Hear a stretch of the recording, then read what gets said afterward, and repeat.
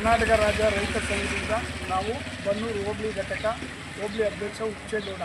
ನಮ್ಮ ಗ್ರಾಮದಲ್ಲಿ ಅಂದರೆ ನಮ್ಮ ಬನ್ನೂರು ಟೌನಲ್ಲಿ ಪಟ್ಟಣ ಪಂಚಾಯತಿಲಿ ಪುರಸಭೆ ವ್ಯಾಪ್ತಿಯಿಂದ 2 ವರ್ಷ ಈ ಥರ ಹಳ್ಳಕುಳ್ಳ ಪರಿಜ್ಞಾನ ಇಲ್ಲ. ಚೀಫ್ ಆಫೀಸರ್ ಬಂದು ರೋಡಿಗೆ ಬಂದಿಲ್ಲ ಒಂದಿಸುವೆ. ಇಲ್ಲಿ ಈ ಭಾಗದ ಕೌನ್ಸಲರು ಎಲೆಕ್ಷನ್ ಮಾಡುವಂಥವ್ರು ಕೌನ್ಸಲರು ಆರಿಸಿ ಬಂದವರು ಅವ್ರಿಗೂ ಲಿಗ ಇಲ್ಲ. ಯಾಕೆ ಈ ಲಿಗ ಇಲ್ಲ ಅಂದರೆ ಎಲ್ಲ ಪಬ್ಲಿಕಲ್ಲಿ ಮಕ್ಕಳುಗಳೆಲ್ಲ ಬಿದ್ದು ಎಳೆದು ಹಾಸ್ಪಿಟ್ಲಿಗೆ ಹೋಗೋ ರೋಡು 1 ಕಿಲೋಮೀಟ್ರು ಬಸ್ ಸ್ಟ್ಯಾಂಡಿಂದ ಡೇರಿವರೆಗೂ 1 ಕಿಲೋಮೀಟ್ರ್ ಆಗಿದೆ.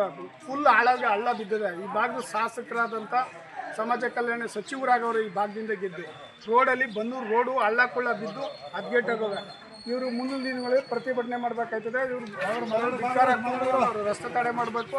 ಮತ್ತು ತಾಲೂಕು ಆಫೀಸಲ್ಲಿ ಈ ಭಾಗದ ಶಾಸಕರ ವಿರುದ್ಧವಾಗಿ ಪ್ರತಿಭಟನೆ ಹಮ್ಮಿಕೋಬೇಕಾಗುತ್ತೆ ಅಂತ ಎಚ್ಚರಿಕೆ ಕೊಡ್ತಾ ಇದ್ದೀನಿ. ರಾಜ್ಯ ರೈತ ಸಂಘ ಬನ್ನೂರು ಬಸ್ ಸ್ಟ್ಯಾಂಡಿಂದ ಆಲ್ ಇಂಡಿಯಾ ರೋಡ್ ಅಂತೂ ಫುಲ್ ಎಲ್ಲ ಅಪ್ಡೇಟ್ ಆಗೋದು.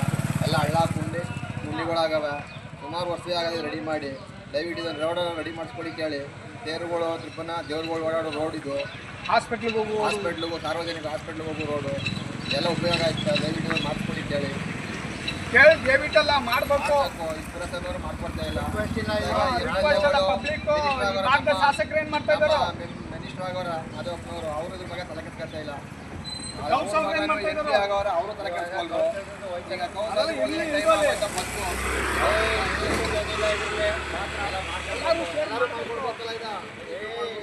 ಈಗ ಕೌನ್ಸಲರು ಮಾಡ್ಬೇಕಾಯ್ತ.